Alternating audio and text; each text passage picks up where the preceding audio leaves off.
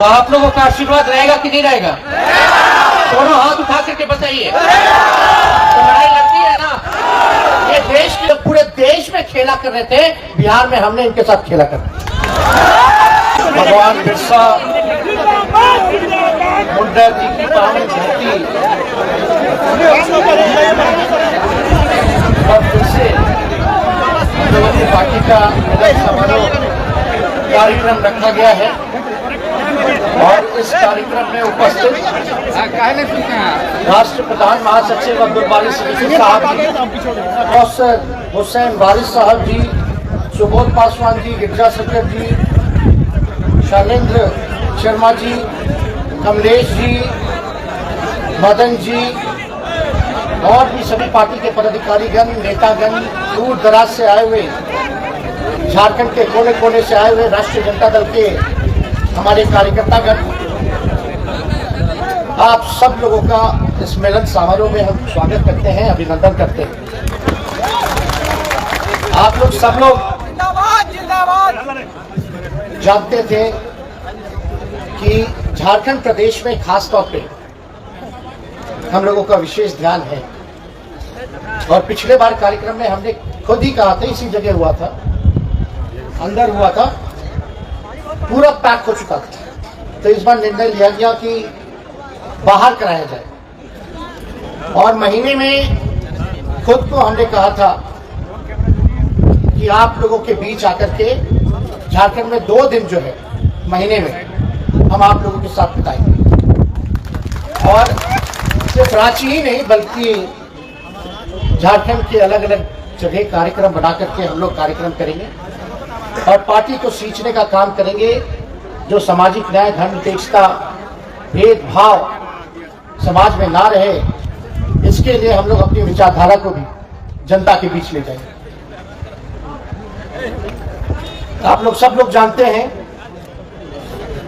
कि बीच में ये कार्यक्रम शुरुआत हुई थी और ये उसके बाद जो है ये हुआ नहीं, क्योंकि बिहार में राजनीतिक परिस्थिति ऐसी बन रही थी कि मेरा वहां रहना जरूरी था और साथ ही साथ आप लोग सब लोग जानते हैं कि कई बाई इलेक्शंस भी वहां थे। तो आप लोग तो जानते ही हैं कि बीजेपी जो है झारखंड में क्या खेल कर रहा था, महाराष्ट्र में क्या खेल कर रहा था।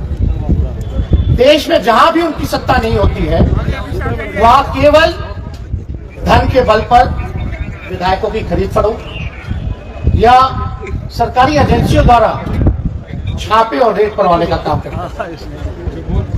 महाराष्ट्र में, झारखंड में जो हो रहा था, हम लोगों को लगा कि ये लोग संविधान को खत्म करेंगे, लोकतंत्र को खत्म करेंगे और जो चुनी हुई सरकार है उसको पैसे के बलबूते और सरकारी एजेंसियों के सहयोग से ये लोग जो है चुनी हुई सरकार को गिराएंगे।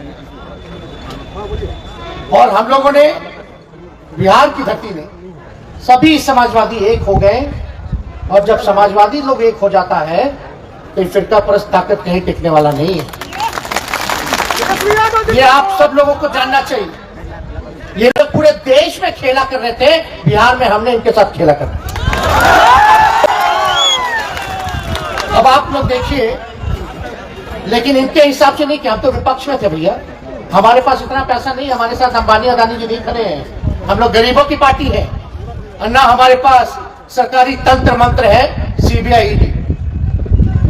सबसे बड़ी पार्टी होने के बाद भी हम लोगों ने निर्णय लिया और फिर से महागठबंधन बना करके भाजपा को बिहार से खदेड़ने का काम किया। अब आप सब लोग झारखंड के निवासी हैं और झारखंड से मेरा पहले से भी लगाव रहा है। एक ही घर था, बिहार और झारखंड कोई अंतर नहीं रहा।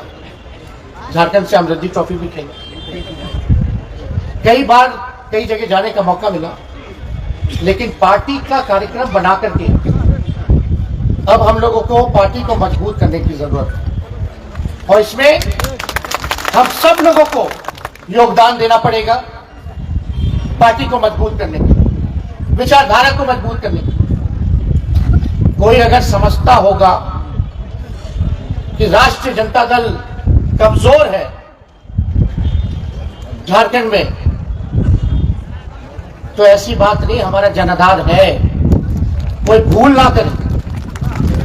लेकिन कहीं ना कहीं पार्टी और संगठन उस हिसाब का हम लोगों का बन नहीं पाया, जो खामियाजा हम लोगों को भुगतना पड़ा। और विशेष तौर पे अब हम लोगों को संगठन बनाना है, गांव गांव तक जाना है, अभियान की शुरुआत करनी पड़ेगी, ज्यादा से ज्यादा कार्यक्रम करना पड़ेगा, अपनी बातों को जनता के समक्ष रखना पड़ेगा। तो इस काम में हम लोग लगेंगे। तो हम उम्मीद करेंगे कि आप सब लोगों का इसमें साथ मिले, आशीर्वाद मिले और आप लोग ताकत दीजिए, ताकि बिहार में तो हमने भाजपा को सबक सिखाया, यहां भी जो गठबंधन हमारा जेएमएम और कांग्रेस के साथ है, हम अगर ताकत अपनी बढ़ाते हैं तो गठबंधन की ताकत बढ़ती है, यहाँ की गठबंधन की ताकत बढ़ती है। तो अगर हमारा गठबंधन अगर ताकतवर होगा तो आप समझ जाइए कि भाजपा यहाँ टिकने वाली नहीं। तो भाजपा क्या किया यहाँ? अभी बजट आया होगा, झारखंड को क्या मिला बताइए बजट में? केंद्र सरकार का जो बजट आया, इसमें झारखंड को क्या मिला? 17-18 साल सबसे ज्यादा अगर किसी ने राज किया तो यही भाजपा वालों ने किया ना। और केंद्र में भी उनकी सरकार, क्या मिला विशेष तौर पर? कुछ नहीं कर रहे हैं लोग। इस प्रदेश के साथ पक्षपात कर रहे हैं, पैसा देना बंद कर रहे हैं, क्योंकि इनकी यहां सरकार नहीं है, यही काम में लोग लगे हुए।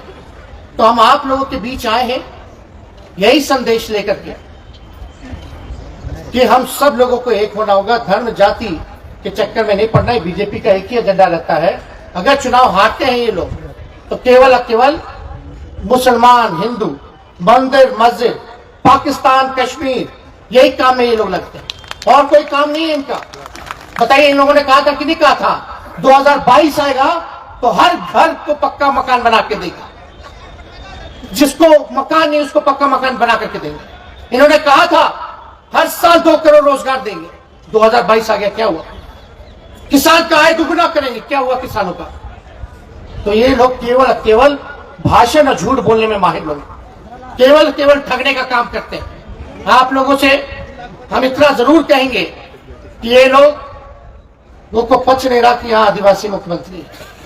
हम लोगों के यहाँ भी छापे मारे, यहाँ भी छापे मारे, कहाँ ये लोग इस प्रयास पे नहीं लाओ। और आप देखिए, जब ये सरकार पिछड़ों के लिए आरक्षण लाती है तो गवर्नर जो अभी तक पास ही नहीं कर रहा, क्यों नहीं कर रहा? ये दलित विरोधी सरकार भाजपा की, भाजपा वाले दलित विरोधी है, पिछड़ा विरोधी है। और हम कल मुख्यमंत्री जी से मिलकर आए हैं, हमने कहा है कि भैया हम लोग सरकार में भी हैं और मुख्यमंत्री जी आपको निर्णय लेना है, आपको यह निर्णय लेना है कि कहीं हमारे कार्यकर्ताओं के साथ भेदभाव ना हो, उनका भी सम्मान जो है आप रखने का काम करें। और यही नहीं, हम तो उनको राय भी दे के आए कि पिछड़ों का आरक्षण आपने दिया, बहुत बढ़िया काम किया, लेकिन बिहार में हम लोग जो है कास्ट बेस्ड सर्वे करा रहे, जातीय गणना, और हमने उनको सुझाव दिया है कि झारखंड की धरती पे भी आप जो है कास्ट बेस्ड सर्वे यानी जातीय गणना जो है आप कराने का काम करें। जातियों की गणना मतलब सब लोगों का गिनती होता है,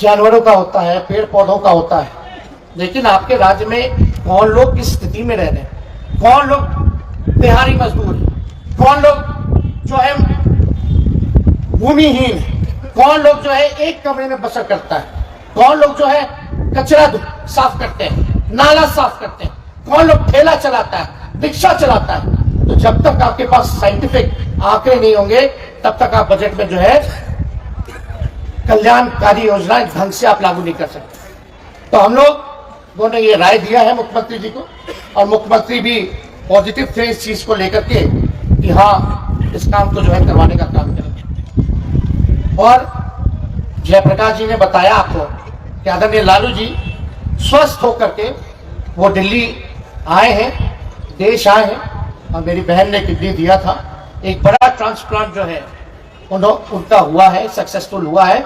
और ये केवल आप लोगों की दुआएं और आप लोगों का प्रार्थना जो है वो काम आए। असली ताकत आप लोग हैं।